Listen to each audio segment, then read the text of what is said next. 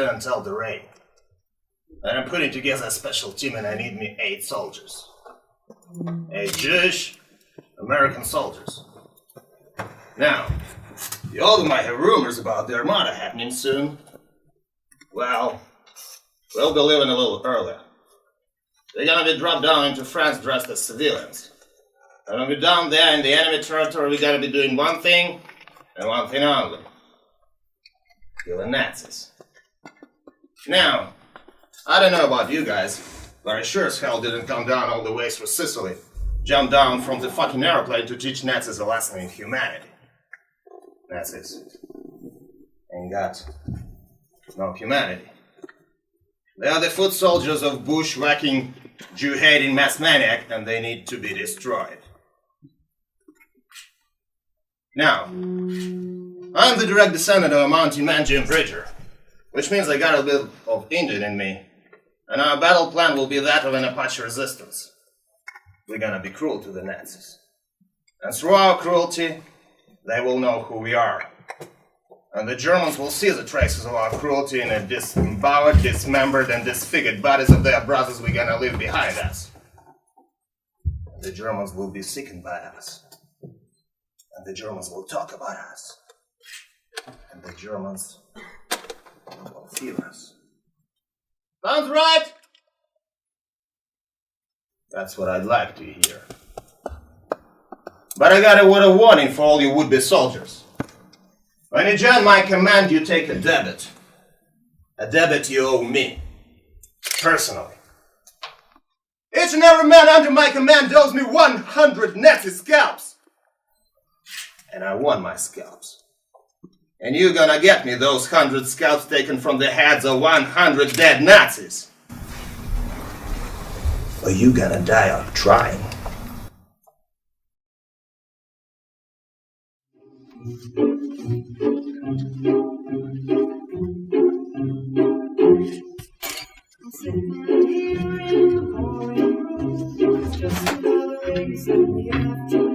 I'm wasting my time, I got nothing to do.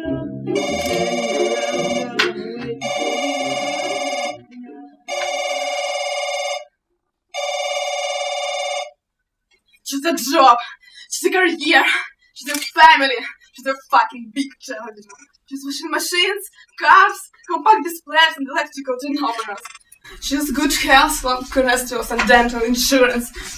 She's fixed interest mortgage payments. She's at her home. She's your friends. She's leisure and matching luggage. She's a strictly suit on her purchase in a range of fucking fabrics. She's bye-bye. I'm wondering who the fuck you are on Sunday morning.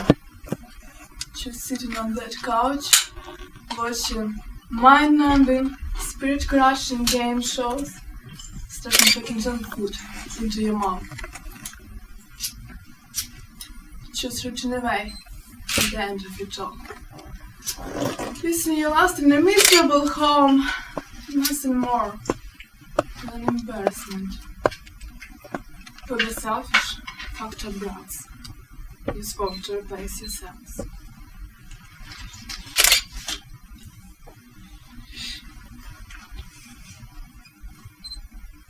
Choose your future. Choose life.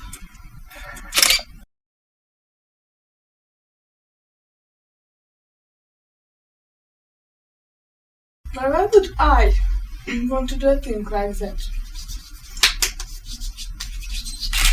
I chose not to choose life. I chose something else.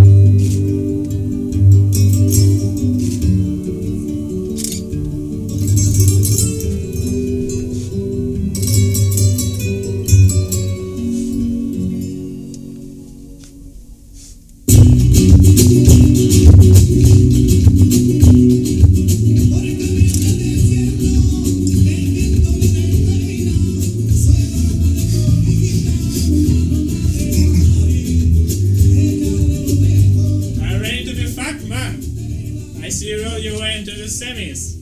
Dios mío, man. Liam and me, we're gonna fuck you up. Let me tell you something, pendejo. You pull any of your crazy shit with us to flash a piece out in the lanes, I'll take it away from you and stick it up your ass and pull the fucking trigger till it goes click. You said it, man. Nobody fucks with each Jesus.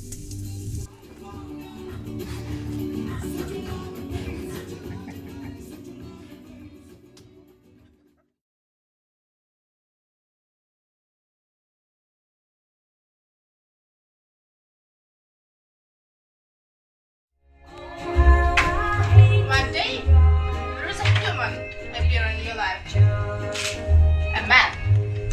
Actually, you appeared in his life first. And you didn't notice. You noticed him as some sailor. And didn't pay it much mind.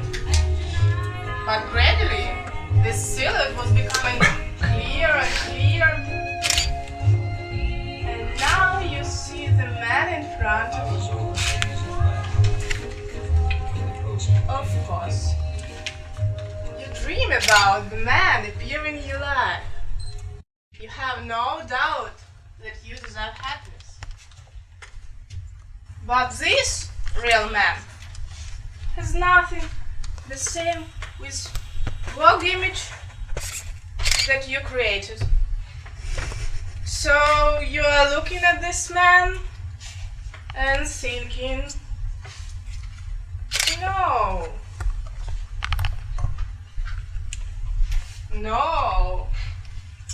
that's not what you need. But this real man is trying so hard. He's so determined to enter your life. There's so much of him. He's everywhere. He's picking up you from walk, waiting somewhere, make silence call, and you know that's him. He's your noise. You're even afraid to switch the TV because you think that as soon as you do, he will be there. But one day, while sitting with your friend in a cafe, you will think, where's this man now? Why didn't he call me today? And as soon as you think about this, you realize that you can't think about anything else. And your whole world with a lot of friends and interest is getting small. You only need to make a step towards this man. And you make this step. And you live together. But day after day, you see that this man is calm. He can live calm, happy life. But that's not enough for you. You need emotion. And you start provoking, begging and living to be stopped.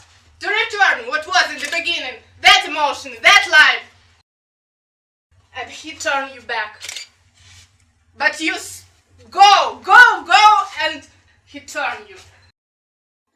And you go, stop, go! But one day, you're not stopped. Turn back yourself.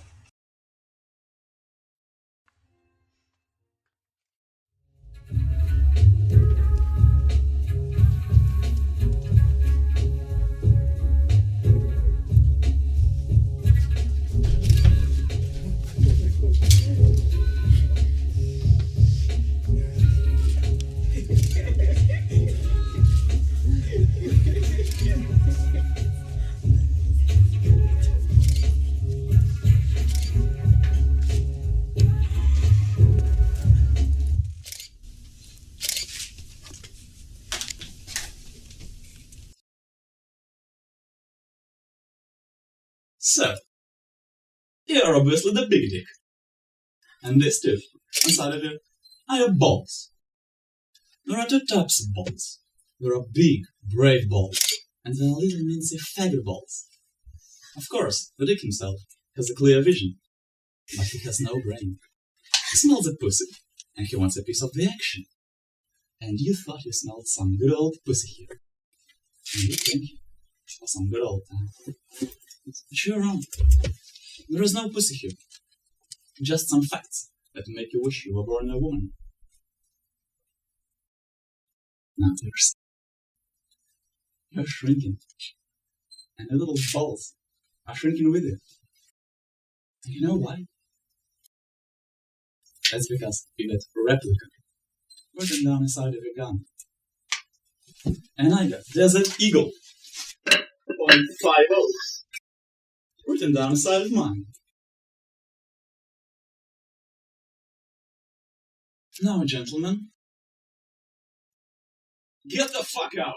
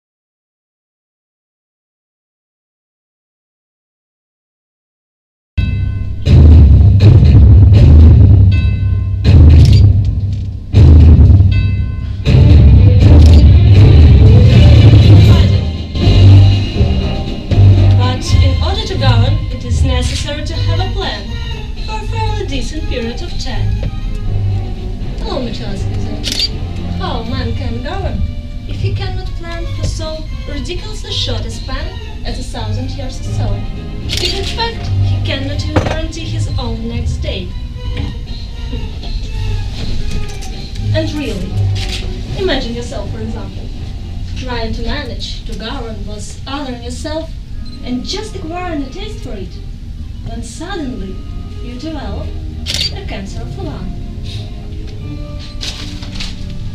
Yes, cancer. And all your management is done with. You are not longer interested in anyone's destiny but your own. Your relatives begin to lie to you. You, sensing the end, rush to doctors, then to charlatans, even to fortune tellers. Like the first, so the second and the third are equally useless, although you know that yourself. And everything ends tragically. He, who had just believed that he was managing something, no less motionless, in the wooden box, and those around him, realizing that he is no longer for anything else, burn him in no one. Or it may be even worse.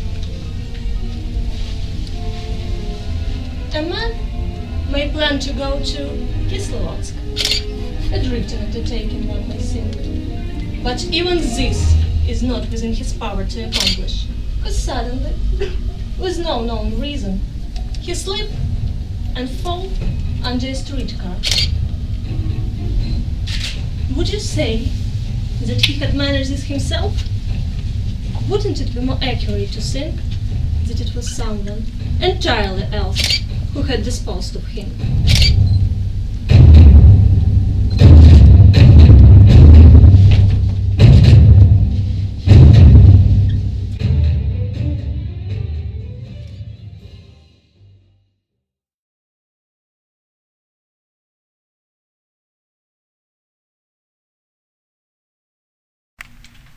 I don't understand you. You're all sitting on perches, but it doesn't hide your assholes. You don't give a shit about gods and heroes. Hercules, Oedipus, Caesar, they all have gone. And all operas written this century are boring. Boring! Look at us. 4 gaping mouths I want to write this moment. Her Chamberlain thinking, impertinent Mozart, I must speak to Emperor at once. Her Perfect thinking, ignorant Mozart, debasing opera with his vulgarity. Her Court Composer thinking, German Mozart, what he finally know about music? And Herman Mozart himself, in the middle, thinking, I'm just a good fellow. Why do they all disapprove of me? And that's why opera is important. Because It's really than life. A dramatic poet would have to put all those thoughts down, one after another, just to represent this moment. But the poet can put them down at once and still make us hear each one.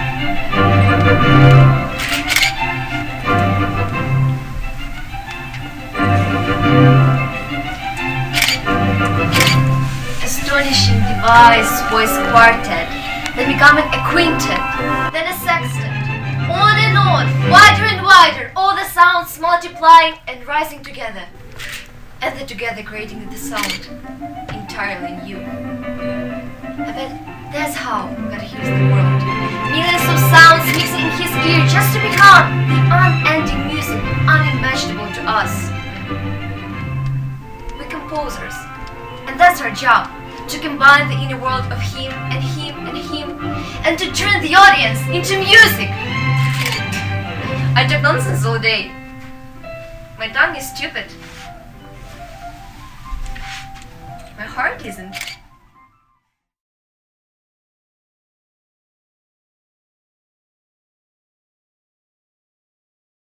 Hello, I'm Dr. Arway. We talked on the phone about my project. It's called SETI. SETI is Searches for Intelligence on Other Planets. I'm here to prove you that it's was financed.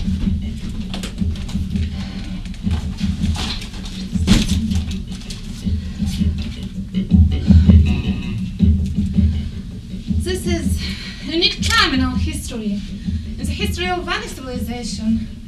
It's the moment of the acquisition of technology. It's the moment when contact becomes possible.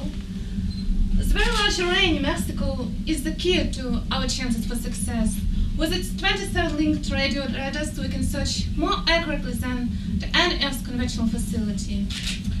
Now we've already gotten the preliminary approval to buy ourselves some time from the government. Now all we need is the money.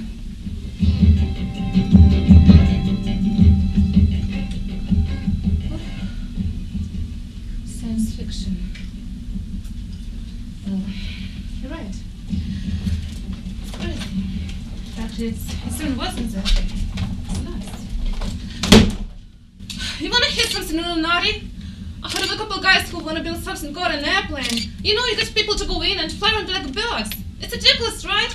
Or what about breaking the sound barrier, rockets to the moon, or mission to Mars? Science fiction, right? Look, all I'm asking is for you to just have the tiniest bit of vision. You know, to just sit back for one moment and look at the big picture. To take a chance on something that might end up in the most profound and impactful moment for humanity. For the history of history.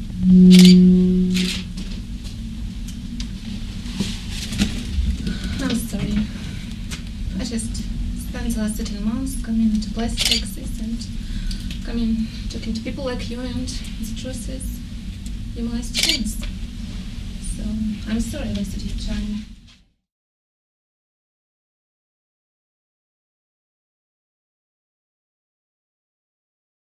Let me tell you one story.